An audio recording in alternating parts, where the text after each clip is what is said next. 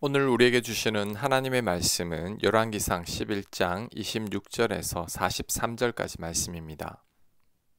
26절 솔로몬의 신하 느밧의 아들 여로보암이 또한 손을 들어 왕을 대적하였으니 그는 에브라임 족속인 스레다 사람이요 그의 어머니의 이름은 스루아이니 과부더라. 그가 손을 들어 왕을 대적하는 까닭은 이러하니라. 솔로몬이 밀로를 건축하고 그의 아버지 다윗의 성읍이 무너진 것을 수축하였는데 이 사람 여로보암은 큰 용사라. 솔로몬이 이 청년의 부지런함을 보고 세워 요셉 족속의 일을 감독하게 하였더니 그 즈음에 여로보암이 예루살렘에서 나갈 때에 실로 사람 선지자 아이야가 길에서 그를 만나니 아이야가 새 의복을 입었고 그 두 사람만 들에 있었더라. 아이야가 자기가 입은 새 옷을 잡아 12조각으로 찢고 여로보암에게 이르되 너는 10조각을 가지라. 이스라엘의 하나님 여호와의 말씀이 내가 이 나라를 솔로몬의 손에서 찢어 빼앗아 10지파를 내게 주고 오직 내 종 다윗을 위하고 이스라엘 모든 지파 중에서 택한 성읍 예루살렘을 위하여 한 지파를 솔로몬에게 주리니 이는 그들이 나를 버리고 시돈 사람의 여신 아스다롯과 모압의 신 그모스와 암몬 자손의 신 밀곰을 경배하며 그의 아버지 다윗 행함같이 아니하며 내 길로 행하지 아니하며 나보기에 정직한 일과 내 법도와 내 율례를 행하지 아니함이니라. 아멘.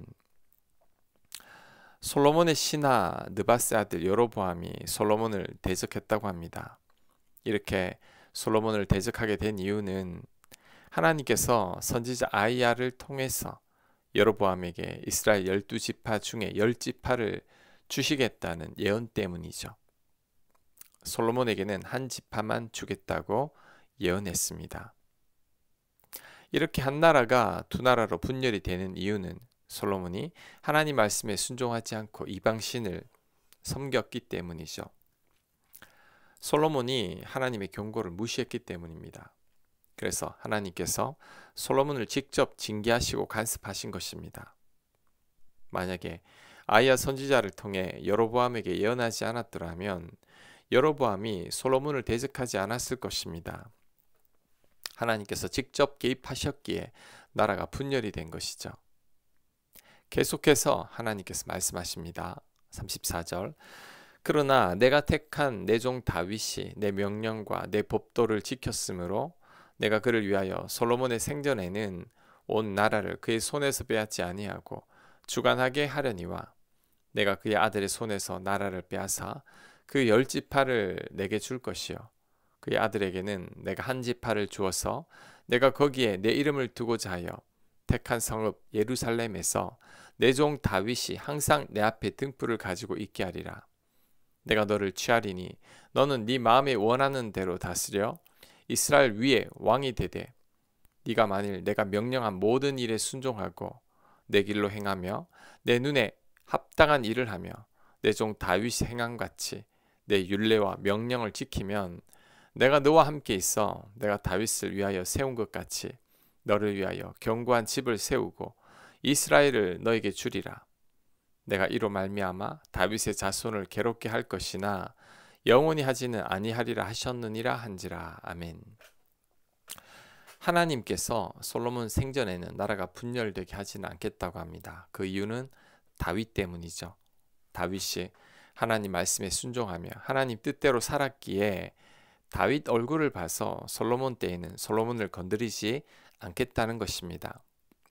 솔로몬은 아버지 다윗 덕을 톡톡히 보고 있죠. 다윗이 아니었더라면 왕이 될 수도 없었고 다윗이 아니었더라면 성전도 건축할 수 없었을 겁니다.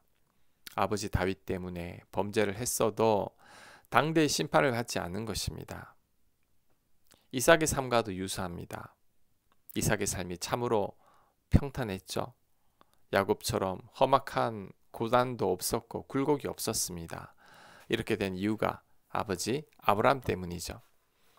아브라함이 믿음을 지키고 하나님 보시기에 온전한 삶을 살았기에 그 복이 이삭에게까지 미치는 겁니다. 그렇다면 우리도 하나님 보시기에 합당한 삶을 살아야 합니다. 우리가 믿음을 지키고 하나님 말씀대로 살 때 우리로 인해 우리 자녀들도 복을 받을 것입니다. 우리의 복이 자녀들에게도 흘러가는 거죠. 그래서 자녀를 위한 가장 좋은 유산은 우리가 하나님 말씀대로 살고 우리의 믿음을 지키는 거죠.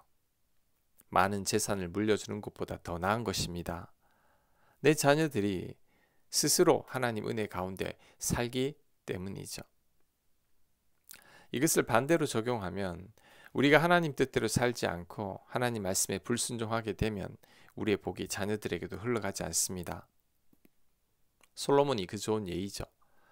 솔로몬의 불순종과 우상 숭배로 인해 결국 솔로몬의 자손들이 복을 누리지 못하게 됐습니다. 나라가 분열이 되고 결국에는 나라가 멸망하게 된 것입니다. 우리 자녀들과 후손들을 위해서라도 우리가 믿음으로 살아야 합니다. 하나님 말씀에 순종하며 하나님 뜻대로 살아야 합니다. 그럴 때 우리 자손들이 하나님 은혜 가운데 살게 될 것입니다. 40절 이러므로 솔로몬이 여로보암을 죽이려 하매 여로보암이 일어나 애굽으로 도망하여 애굽 왕 시삭에게 이르러 솔로몬이 죽기까지 애굽에 있으니라. 솔로몬의 남은 사적과 그의 행한 모든 일과 그의 지혜는 솔로몬의 실록에 기록되지 아니하였느냐. 솔로몬이 예루살렘에서 온 이스라엘을 다스린 날수가 40년이라.